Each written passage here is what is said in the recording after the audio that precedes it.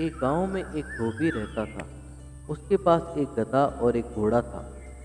धोबी जब भी नदी पर कपड़े धोने जाता तो गठरी में कपड़े बांधकर गधे की पीठ पर लाद देता। घोड़े का इस्तेमाल वह सवारी करने के लिए किया करता था।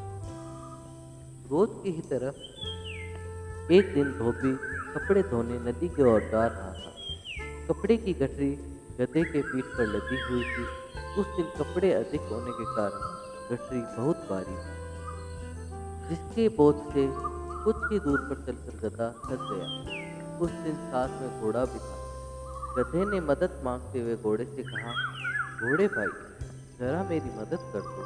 कपड़े की गठरी बहुत भारी है, तुम भी थोड़ा बोझ उठा लो। इस तरह बोझ आधा आधा बंट जाएगा। घोड़ा घमंडी था, वह बोला, ये क्या कह रहे हो तुम? मैं घोड़ा हूँ और तुम गधे। मेरा काम सवारी ले जाना है और तुम्हारा काम बोझ ढोना। इसलिए तुम अपना काम खुद करो, उसे मेरे सिर पर मत डालो। घोड़े के दो टूक जवाब से गधा उदास हो गया, पर क्या करता, बोझ उठाए चलता रहा। लेकिन कुछ दूर पर चलने के बाद उससे आगे चला न गया, वह निढाल होकर गिर पड़ा। धोबी ने जब गधे की यह हालत देखी तो उसे उस पर दया आ गई। उसे लगा इतना सारा बोझ उस गधे पर नहीं लादना चाहिए था। उसने गधे को उठाकर खड़ा किया और कपड़ों की गठरी घोड़े की पीठ पर रख दी। अब गधा बिना किसी बोझ के चल रहा था और घोड़ा पूरा बोझ उठाए चल रहा था। पूरे रास्ते घोड़ा सोचता रहा, काश मैंने गधे की बात मान ली होती और आधा बोझ बांध लिया होता, तो मैं अभी पूरा बोझ उठे अकेला नहीं चल रहा। उस दिन से घोड़े ने तय किया कि हमेशा अपने साथियों और जरूरतमंदों की मदद करेगा। सीख, हमेशा दूसरों की जरूरत के समय उनकी मदद करनी चाहिए। किसी गांव में शंभुदयाल नाम का एक प्रसिद्ध ब्राह्मण रहता था। वह बहुत विद्वान था और लोग आए दिन उसे अपने घर में भोजन के लिए निमंत्रण देते रहते थे। एक दिन ब्राह्मण एक सेठ जी के यहाँ से भोजन करके आ रहा था। लौटते समय सेठ ने ब्राह्मण को एक बकरी उपहार में दी, जिससे ब्राह्मण रोजाना उसका दूध पी सके। ब्राह्मण बकरी को कंधे पर रखकर घर की ओर जा रहा था। रास्ते में 3 ठगों ने ब्राह्मण और उसकी बकरी को देख लिया और ब्राह्मण को लूटने का षड्यंत्र रचा। वे ठग थोड़ी थोड़ी दूरी पर जाकर खड़े हो गए। जैसे ही ब्राह्मण पहले ठग के पास से गुजरा तो ठग जोर जोर से हंसने लगा। ब्राह्मण ने इसका कारण पूछा तो ठग ने कहा, मैं पहली बार देख रहा हूँ कि एक ब्राह्मण देवता अपने कंधे के ऊपर गधे को लेकर जा रहे हैं। ब्राह्मण को उसकी बात सुनकर गुस्सा आ गया और ठग को भला बुरा कहते हुए आगे बढ़ गया। थोड़ी ही दूरी पर ब्राह्मण को दूसरा ठग मिला। ठग ने गंभीर स्वर में पूछा, महाराज, क्या इस गधे के पैर में चोट लगी है जो आप इसे अपने कंधे पर रखकर ले जा रहे हैं? ब्राह्मण उसकी बात सुनकर सोच में पड़ गया और ठग से कहा, तुम्हें दिखाई नहीं देता है कि यह बकरी है, गधा नहीं। शायद आपको किसी ने बेवकूफ बना दिया है, बकरी की जगह गधा देकर। ब्राह्मण ने उसकी बात सुनी और सोचता हुआ आगे बढ़ गया। कुछ दूरी पर ही उसे तीसरा ठग दिखाई दिया। तीसरे ठग ने ब्राह्मण को देखते ही कहा, आप क्यों इतनी तकलीफ उठा रहे हैं? आप कहें तो मैं इसे आपके घर तक छोड़कर आ जाता हूँ। मुझे आपका आशीर्वाद और पुण्य दोनों मिल जाएंगे। ठग की बात सुनकर ब्राह्मण खुश हो गया और बकरी को उसके कंधे पर रख दिया। थोड़ी दूर जाने पर तीसरे ठग ने पूछा, आप इस गधे को कहाँ से लेकर आ रहे हैं? ब्राह्मण ने उसकी बात सुनी और कहा, भले मानस, ये गधा नहीं बकरी है। ब्राह्मण ने सोचा कि रास्ते में जो भी मिल रहा है बस एक ही बात कह रहा है। तब उसने ठग से कहा, एक काम करो, ये गधा मैं तुम्हें दान करता हूँ, तुम ही इसे रख लो। ठग ने ब्राह्मण की बात सुनी और बकरी को लेकर अपने साथियों के पास आ गया। फिर तीनों ठगों ने बाजार में उस बकरी को बेचकर अच्छी कमाई की और ब्राह्मण ने उनकी बात मानकर अपना नुकसान कर लिया। एक गांव में नमक का व्यापारी रहता था। उसके पास एक गधा था। व्यापारी रोज अपने गोदाम से दुकान तक नमक ले जाने के लिए गधे का इस्तेमाल किया करता था। वह नमक को बोरी में भरकर गधे की पीठ पर लाद देता और उसके साथ साथ चलता हुआ दुकान तक आता था। व्यापारी का गधा आलसी प्रवृत्ति का था। काम से बचने के लिए वह नित नए उपाय सोचता रहता था। गोदाम से दुकान तक के रास्ते में एक नदी पड़ती थी, जिस पर एक छोटा पुल बना हुआ है।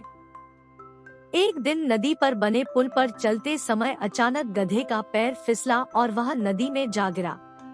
नदी के पानी से नमक की बोरी भीग गई। जब तक व्यापारी ने गधे को पानी से निकाला, तब तक बोरी में भरा बहुत सारा नमक घुल चुका था।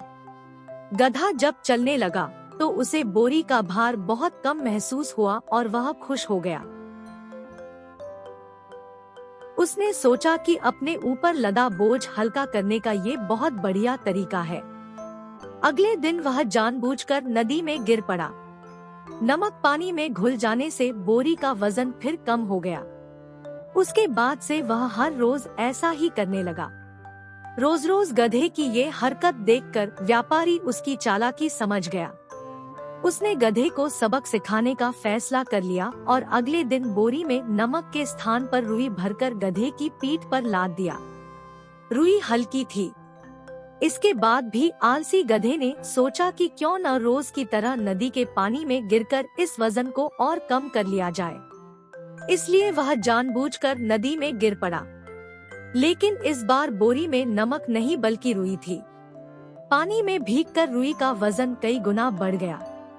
गधा जब उठकर चलने को हुआ तो इतने भारी बोझ से उसका बुरा हाल हो गया। उस दिन के बाद से उसने कभी आलस न करने का निर्णय किया। सीख: एक, आलस का फल कभी न कभी मिल ही जाता है। 2, एक ही उपाय हर बार कारगर सिद्ध नहीं होता। पुराने समय की बात है, एक जंगल में बहुत बड़ा बरगद का पेड़ था। उस पेड़ पर बहुत सारे कबूतर रहते थे। वो जंगल में घूम घूम कर भोजन की तलाश करते और अपना पेट भरते थे। उन सभी कबूतरों में एक बूढ़ा कबूतर भी था।